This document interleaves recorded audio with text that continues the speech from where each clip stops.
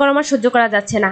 আমার দ্বারা এর থেকে আর বেশি কোনো কিছুই সম্ভব না। শর্টকাট একটা রান্না বান্না করে একদম মন প্রাণ জুড়ানো ঠান্ডা ঠান্ডা আমের শরবত করে নিলাম। আর এই বছর এই প্রথমই আম খেলাম। গরমে কঠিন কাজের ভিতর রান্না বান্না হচ্ছে বেশ বড়সড় একটা কঠিন কাজ। দুপুরে রান্না বলতে একটা আইটেমই রান্না করা হবে, কোরাল মাছ আজকে রান্না করব। তো মাছটা ভালো করে পরিষ্কার করে ধুয়ে নিলাম, বেশ কিছুদিন আগেই নিয়ে আসা। তো আজকে ভাবতেছিলাম কি দিয়ে কিভাবে রান্না করব। তো অনেক ভেবে চিন্তে ইউটিউব দেখে ঠিক করলাম আজকে একটু অন্যভাবেই রান্না করি, শ্রীমর্শনাকেও আলাদা করে রান্না করে দেব। পরিমাণ মতো এখানে হলুদ আর লবণ অ্যাড করে দেব।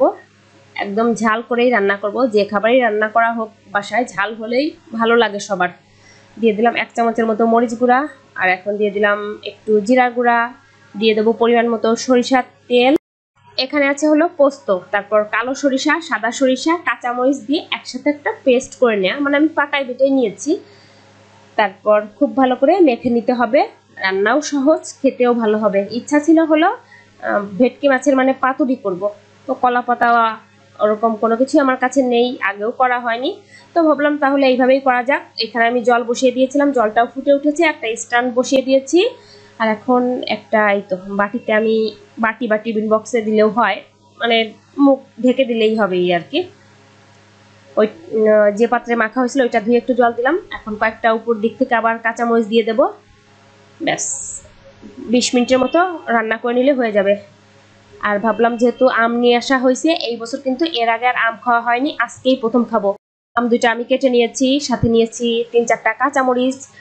কাঁচা আমের শরবত যেমন ভালো লাগে, কাঁচা আম মাখা ভালো লাগে, কাঁচা আম দিয়ে ডাল রান্না করলে ভালো লাগে, সবভাবেই ভালো লাগে। এমনিতে দেখা যায় শুধু লবণ দিয়ে খেতেও ভালো লাগে, কিন্তু ওই আম মাখাটা একা একা খেতে ইচ্ছা করে না, একার জন্য করতেও ইচ্ছা করে না।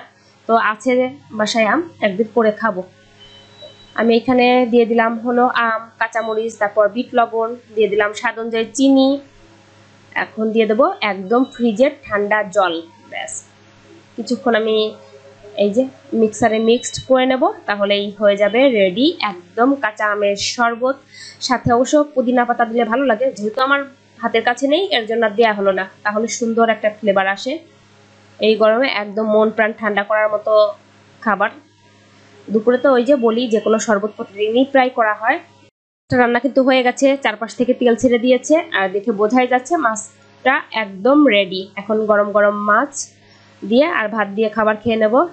এরকম রান্নাবান্না করলে বেশ মাঝে মধ্যে ভালোই হয়, রান্নাও সহজে হয়ে যায়, আবার অন্যরকম একটু খাওয়া দাওয়া হয়ে যায়। সবসময় তো ওই একরকম রান্নাবান্না করাই হয়। তো এই প্রথম আমি এইভাবে এই ভেটকি মাছটা রান্না করলাম, খেতে কিন্তু ভীষণ ভালো হয়েছিল। আমি যে কোনো নতুন নতুন রান্না বান্না বা নতুন যে কোনো কিছু করতে পছন্দ করি, মাঝে মধ্যেই ভাবি আচ্ছা এটা দিয়ে কি রান্না করা যায়, এটা কিভাবে কি করা যায়, এই আর কি। তো যাই হোক, চিন্তাধারা থেকে আজকে সুন্দর একটা রান্না করে নিলাম। তো চলুন আজকের মতো এই পর্যন্তই, টাটা বাই বাই।